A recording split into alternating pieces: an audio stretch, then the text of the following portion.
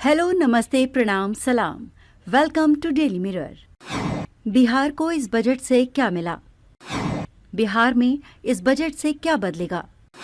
बिहार के लोगों की जिंदगी पर ये बजट कैसे प्रभाव डालेगा? आज देश का आम बजट पेश हुआ, जिससे स्पेशली बिहार बम बम हो गया है। बिहार को इस बजट से क्या मिला? बिहार में इस बजट से क्या बदलेगा?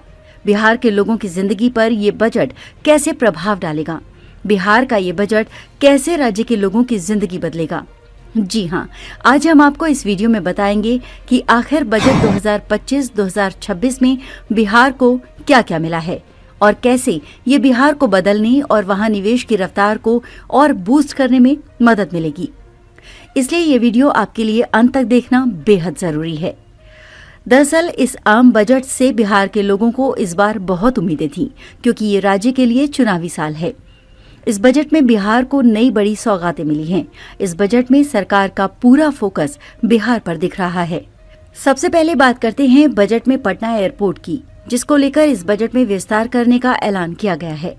पटना एयरपोर्ट के नए टर्मिनल से जहां इसी साल इंटरनेशनल फ्लाइट शुरू होनी है, वहीं नए ऐलान के बाद पटना एयरपोर्ट के और विस्तार का रास्ता साफ हो गया है। पटना एयरपोर्ट के छोटे रनवे को लेकर हमेशा सवाल उठते रहे हैं। ऐसे में अब रेलवे की लंबाई का विस्तार किया जाएगा, जिससे वहां बड़े साइज के विमान को भी उतरने में आसानी होगी। अभी छोटे रनवे की वजह से वहां कई विमान को लैंडिंग के दौरान कई समस्याओं का सामना करना पड़ता है। इसके अलावा इस बजट में बिहटा एयरपोर्ट को ग्रीनफील्ड एयरपोर्ट बनाने का ऐलान किया गया है। इसके लिए 1400 एकड़ के पहले से पास बजट को और बढ़ाया जाएगा। राज्य में 3 नए ग्रीनफील्ड एयरपोर्ट का भी ऐलान किया गया है। हवाई उड़ानों की बढ़ती मांग को ध्यान में रखते हुए वित्त मंत्री ने बिहार में 3 नए एयरपोर्ट के निर्माण की घोषणा की है। ये तीनों एयरपोर्ट ग्रीनफील्ड होंगे। पटना और बिहटा के अलावा बाकी बनने वाले इन तीनों नए एयरपोर्ट हर तरह की अत्याधुनिक सुविधाओं से लैस होंगे। उम्मीद की जा रही है कि इससे भविष्य में बिहार के विमानन क्षेत्र का विकास और विस्तार होगा। मखाना बोर्ड का गठन। वित्त मंत्री निर्मला सीतारमण ने बिहार को जो दूसरा सबसे बड़ा तोहफा दिया है, वो मखाना बोर्ड के गठन का है, जिसकी लंबे समय से मांग की जा रही थी। बता दें कि बिहार अकेला देश में 90% मखाना का उत्पादन करता है। मखाना बोर्ड की स्थापना की जाएगी। इस कार्य में लगे लोगों को एफपीओ के रूप में संगठित किया जाएगा। मखाना बोर्ड के गठन से मखाना प्रोसेसिंग कंपनियों को फायदा होगा और मखाने की खेती और बाजार को अधिक लाभ मिलेगा। बिहार सरकार मखाना को हर थाली तक पहुंचाने के लिए प्रयासरत है। बोर्ड बनने के बाद आधुनिक मशीनों का प्रयोग कर मखाने के उत्पादन और प्रोसेसिंग को बढ़ावा मिलेगा। आईआईटी पटना का विस्तार। भारत ट्रेड नेट की स्थापना। बिहार में शिक्षा, उद्योग और रोजगार को बढ़ावा देने के लिए निर्मला सीतारमण ने जो तीसरा सबसे बड़ा ऐलान किया है, वो पटना आईआईटी को लेकर किया गया है। इस बजट में आईआईटी पटना की कैपेसिटी बढ़ाने का ऐलान किया गया है। आईआईटी में एडिशनल इंफ्रास्ट्रक्चर बनाया जाएगा। इसके अलावा आईआईटी पटना का और ज्यादा विस्तार किया जाएगा।